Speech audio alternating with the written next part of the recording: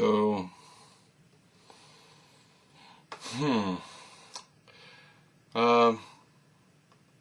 first things first, I am still working on the idea for doing a build out of Pirates of the Ineffable Ether, Lady Saber, as a Fate core world, and some ideas of how I want to do that, but that's going to take me a little time, and so that may be later this week, this coming week, that I put up an episode with that, because I want to make sure that I have a few ducks in the row, and maybe have some written stuff that people can access if they want.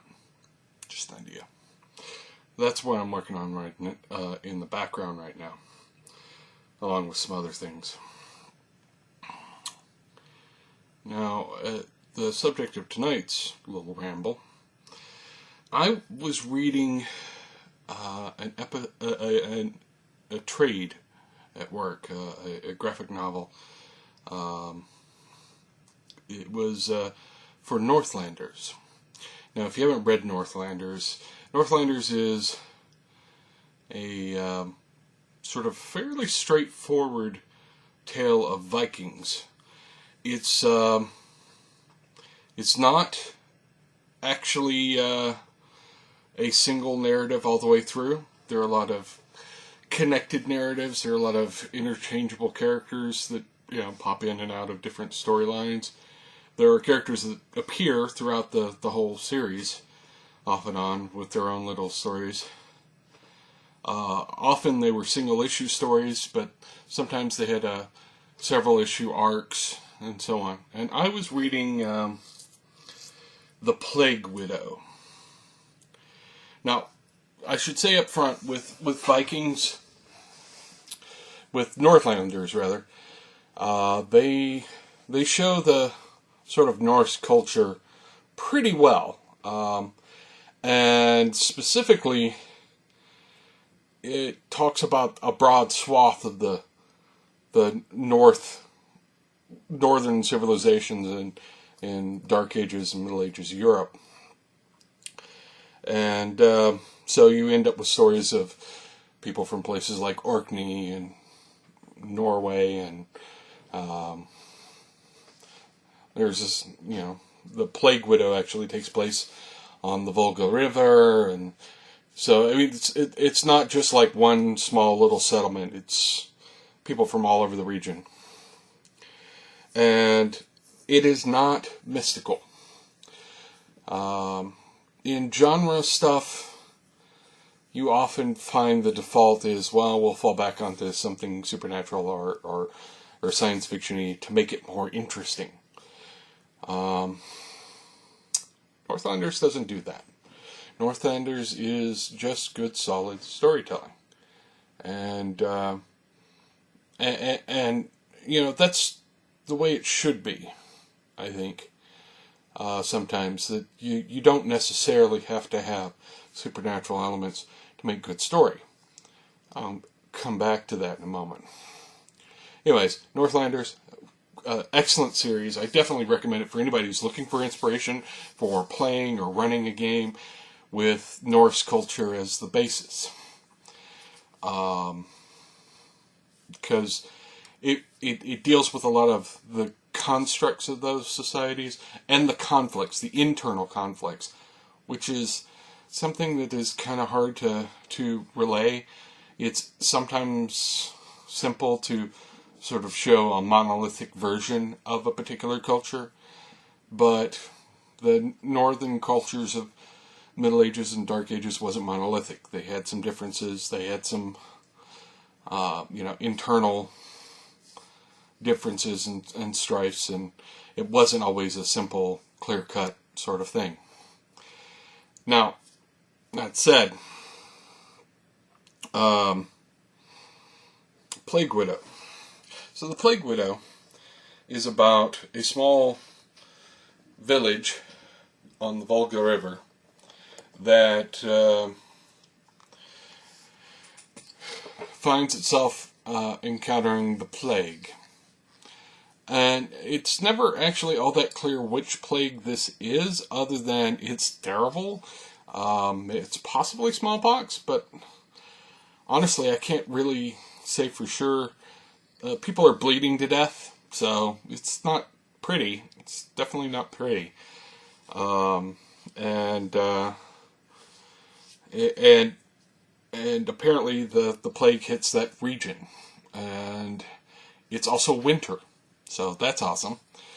And it follows the story of this young, recent widow who finds herself trying to survive in a city that's sort of under siege from disease. And there are political machinations of people who want to have power, and there's the conflict of faith and reason, and the sort of constant violence of men, and some of the points in there is about her being strong at a time when strong women, while they existed, it was harder for women. Often they were not allowed to own much property because any property they had belonged to their husbands. They were expected to be married. There's a lot going on there. There's a lot of interesting storylines to it. There's a lot of subtext and not so subtle subtext. There's a lot of really good storytelling going on over the course of the trade. But what prompted me to start talking about it, beyond the fact that it's awesome, but from a gaming standpoint, what's prompted me to stop talking about it is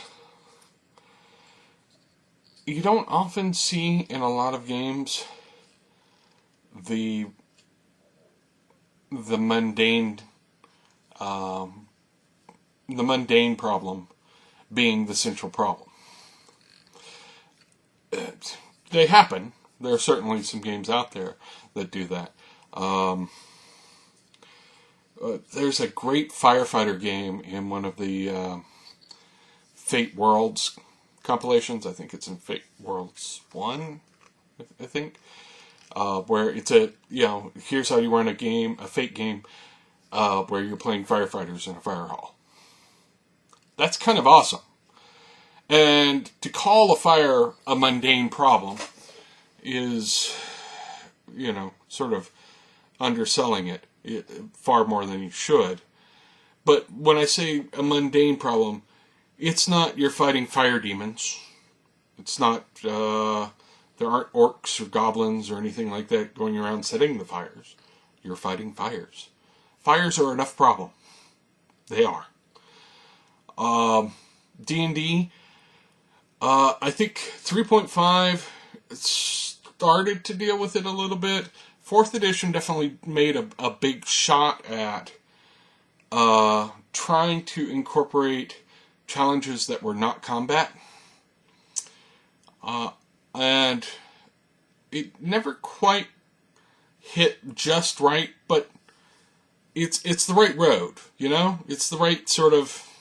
Yeah, there should be things that are not, I'm fighting orcs, or dragons, or, what have you. And I'm not necessarily dealing with traps.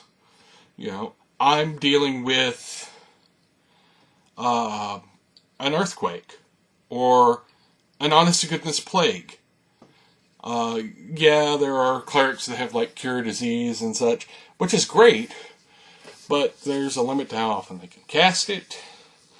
And a particularly virulent plague would be overwhelming that. Just like a particularly virulent plague would overwhelm our current society. I mean, if smallpox got out into the world, that would cause unimaginable terror right now. It would kill lots and lots and lots of people. People stopped getting the vaccine for it because it was eradicated. If smallpox were introduced into the populace now, there would be no built-up immunities. There would be no vaccinated people, except for a few people that they, sort of keep it on the rotation. And it would spread like wildfire. While our medical system is better than it has been in ever, and certainly better equipped to deal with that kind of disease, it doesn't have an infinite capacity. And I think you could look at, the magic of clerics in much the same way. They have some increased capacity to deal with diseases, but they don't have an infinite capacity. And having a plague strike a countryside gives you a whole different kind of threat. And sometimes it would be a threat that you can't really fight directly. You can only deal with the circumstances around it. And I guess my point here is games can have challenges that are not the extraordinary, the supernatural, and still be interesting.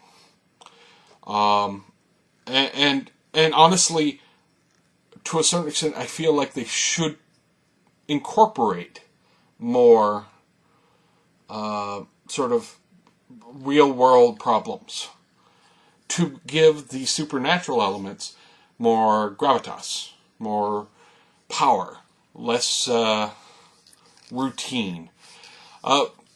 One of the most fun D&D games I ever played, a friend of mine ran, and the first session was us trying to survive a ship in the middle of a storm.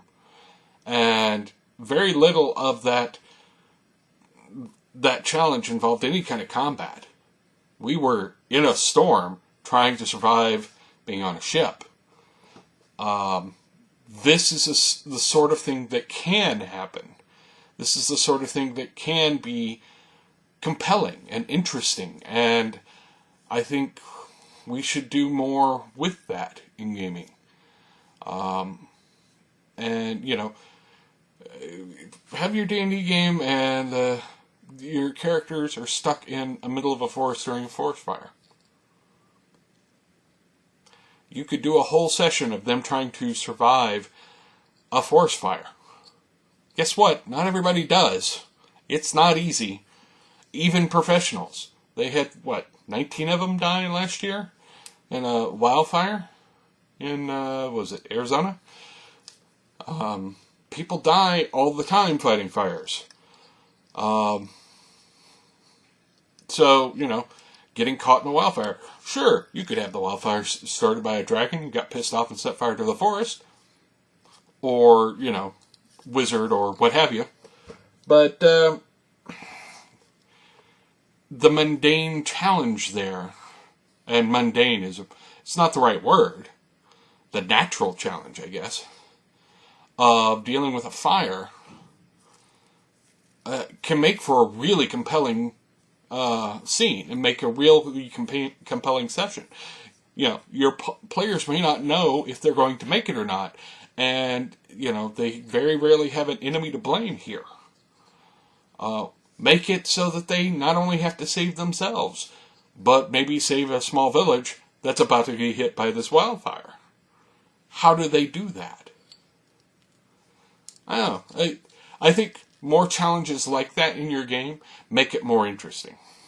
The world is plenty dangerous, plenty terrible, all on its own. It doesn't need magic and monsters to be terrible. And sometimes it's nice to remember that when we're putting together our games. Anyways, that's my ramble for tonight. I'll talk to you later. Subscribe, like, the usual. Talk to you later. Bye.